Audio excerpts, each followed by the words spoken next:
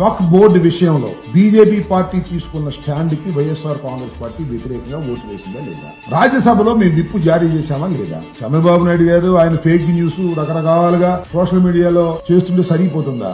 మేము ఈ వక్ఫ్ బిల్ విషయంలో మేము భారతీయ జనతా పార్టీ చేస్తున్నది తప్పు అని బహిరంగంగా చెప్పాం, విప్పు జారీ చేశాం, బహిరంగంగా ఓటు వేశాం. ఇక షర్మిలమ్మ గారు చంద్రబాబు నాయుడు గారిని తిట్టింది పోలవరం గురించి అంటే, పోలవరం గురించి చంద్రబాబు నాయుడు గారిని తిట్టినంత మాత్రం చంద్రబాబు నాయుడు గారి డైవర్షన్ పాలిటిక్స్ లో ఆమె బాధ్యత కదా? ఇవాళ ఆమె ఒక గురించి మాట్లాడమనండి, పోలవరం గురించి మాట్లాడమనండి. ఇవాళ జగన్మోహన్ రెడ్డి గారి మీద నిప్పులు జరిగే విధంగాను జగన్మోహన్ రెడ్డి గారి మీద ఇష్టం వచ్చినట్టుగా మాట్లాడాల్సిన అవసరం ఉంది? కోర్టులో ఉన్నాయి కదా, తేల్చుకోవచ్చు కదా. అది ఇంకోటి కూడా అడుగుతున్నా, ఆమె నైతికతను కూడా నేను ప్రశ్నిస్తున్నా. ఆయన ఫస్ట్ రీజనల్ పోస్ట్ పెట్టింది అక్కడ ఉండాలిగా.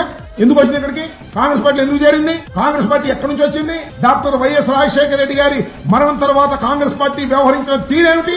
జగన్మోహన్ రెడ్డి గారిని 16 మాసాలు జైల్లో పెడితే ఆ పార్టీని కూడా దానిలో వెళ్ళిపోయింది. వాట్ ఇస్ ద మొరాలిటీ అని అడుగుతా ఉన్నా. ఇవాళ చంద్రబాబు నాయుడు అప్పుడప్పుడు వచ్చి తిట్టినట్టుగా నటించడం వేరు. సింహభాగం ఇవాళ నారా చంద్రబాబు నాయుడు గారు డైవర్షన్ పాలిటిక్స్ లో సింహభాగం మోర్ దాన్ 50% షర్మిల గారు పాత్ర వహిస్తున్నారు.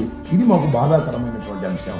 మేము వక్ఫ్ బిల్ విషయంలో ఛాలెంజ్ చెప్తున్నా, మైనారిటీస్ కోసం మాట్లాడుతున్నది వైఎస్ జగన్మోహన్ రెడ్డి గారు, వైఎస్ఆర్ కాంగ్రెస్ పార్టీ తప్ప మరొకరు లేరనేది కూడా ఈ సందర్భంగా నేను చెప్పదలుచుకున్నాను.